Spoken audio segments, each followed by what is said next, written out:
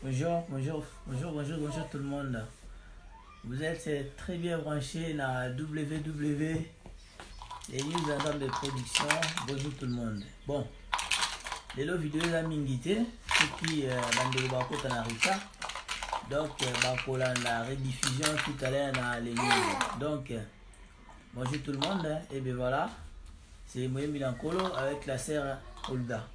Donc la sœur Olga a un petit message à pour adresser donc la communauté Nabiso. Donc bonjour à tous. Donc moi je viens pour en parler un peu de ce qui se passe.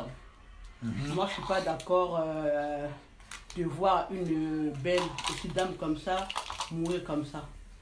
À peine tout qui s'engouement on a tout semaine quand même pas 5 mois et comme sous maman moi c'est est-ce que vraiment bande pour surtout les femmes pour gagner na bonana papa souvent 6 ans papa na balinga te mais par la grâce de Dieu balanga azami au musicien même si ba considérer été kayembaka il n'est pas considéré mais par la grâce de Dieu nzamba ko sala akoyebana nzamba ko élever mais azo c'est la Tanzanie vraiment donc c'est pas normal que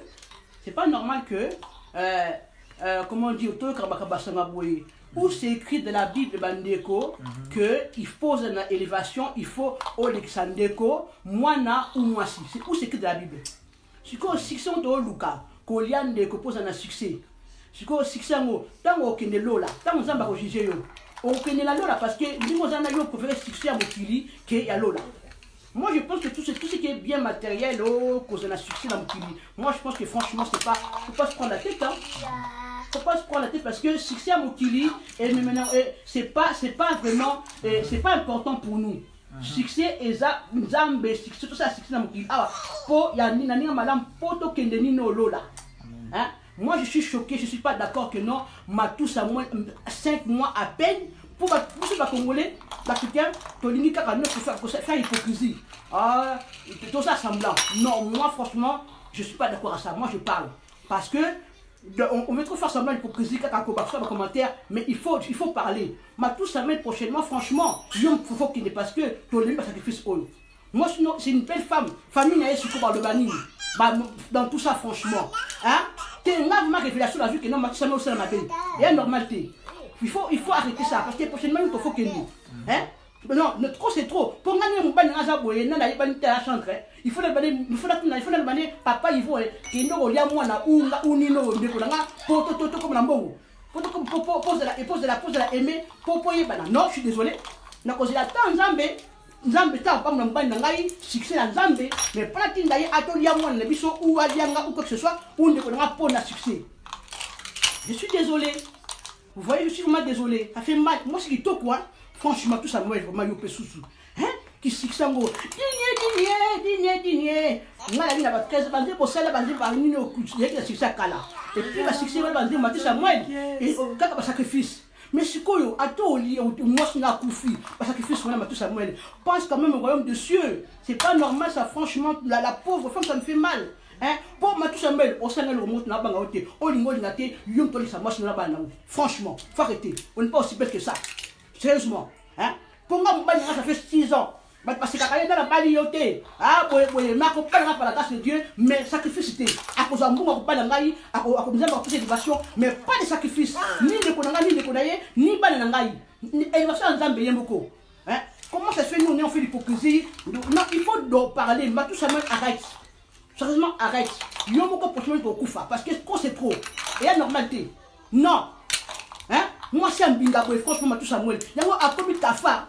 Un commis Nino, nous sommes moutons. Ceux qui nous ont te gros à Kolia. Au lieu de ma baie. Au lieu de ma baie. Je crois que moi, ça Koufi. Donc, on y va au bala. Est-ce que moi, ça, on y va parce que nous avons un somme, danger. Donc, tout est terrible. Donc, nous avons un sacrifice qu'on aura à Congo, donc Kafa. Ben, pas qu'il y a la bonne caca. Banze mon a dîner walongo bakala ba tu se meso sila siko to comme attendre siko ba jeune ba comme ya hein boucha ba jeune ba yapé hein bino ba tu se c'est fini c'est démodé c'est fini mais c'est sila ba vona sirène wala mbakada walongo ba sacrifice nana so ça mettre yebi nana franchement ça me nzamba lo bilanga je sais je te sens et normal que non ba ko favori Tu vas rien me faire là-bas, mais arrête de faire ça, sérieusement. Matou Samuel, arrête. Sérieusement, arrête. Trop, c'est trop. Milia Yomoko. Pour moi, ça va faire la famille. C'est quoi? Hein? Mbinga mwasi bonde tinga boye mbinga boye. Il faut moi faire la koufa. Toi, t'es qui, toi? Hein? Je suis aussi là quand Matou Samuel. T'es fini. Hein? Où c'est écrit dans la Bible pour avoir du succès? Il faut manger quelqu'un de ta famille. Ton frère, ou ta soeur, ou qui que ce soit. Où c'est écrit? Hein? Donc, oh, bazo ça, musique, n'a pas succès. Faut tout ce qu'il y a. Donc, yo, toi, la succès. Tu as musique, n'a yo. Hein? Toi, de manger, oh, bazo succès, tout le bac, non. Dites-moi pas, n'a pas boy. Hein? Dites-moi, plus qu'à. Alors, succès militaire. Mais alors, on se débrouille là par la grâce de Dieu, on s'en aille. Tout c'est la fin plus qu'à. Yo, ça, succès. Bakis, non? Non, et même pour côté, ou que ce soit, ou prophète Ézéchias, ou maman Mireille, pose à la succès. Donc, si c'est ton monde à Moïse Mbiye, fois Simba, ma Mireille, fois Simba, à Fafalia Monaye, ou Mban Naye, Papa Calvin, ou Imoïm Nakolo, Alama Mosinaye, ou Bananabiso, pour la succès. Papa Mbouko, musique, l'église, Naye, Ezamouké, mais au moins il prêche la parole, il dit la vérité, il prêche, il veut la répétence, à lui partout, que de l'eau là. Mais nous, les communautés congolaises, les africaines, nous avons l'église à Mouké, pasteur Wana, l'église à Mouké, ce qu'on pasteur Bolinga Sani, Simba Kisi, Aya Moutou pour la succès, non, je suis désolé, pour avoir du succès, il faut laisser faire la part de Dieu. Abou Pia, c'est comme ça. Pour avoir du succès, il faut laisser Dieu faire. Pas aller du succès, faire n'importe quoi, collier, batou, les sacrifices, non. Je suis désolé. C'est écrit où la Bible? C'est écrit où? Où c'est écrit? Pour avoir du succès, il faut au Yann de Mounambali, même dans même un musicien païen, même chez nous aussi, les chrétiens. Oh, on a un des coups comme ça, succès. Mais attends, il a fait quoi? Ah bah, faut se poser des questions. Franchement, je suis remarquant que non, trop c'est trop. Moi, non,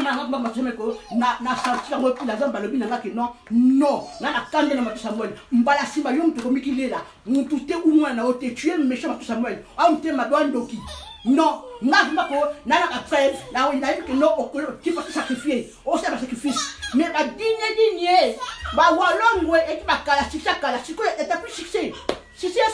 mais c'était fini. C'est fini. Banda pour la voiture, on a succombé, bah, succès, on a Samuel. Ok, il est là la thé.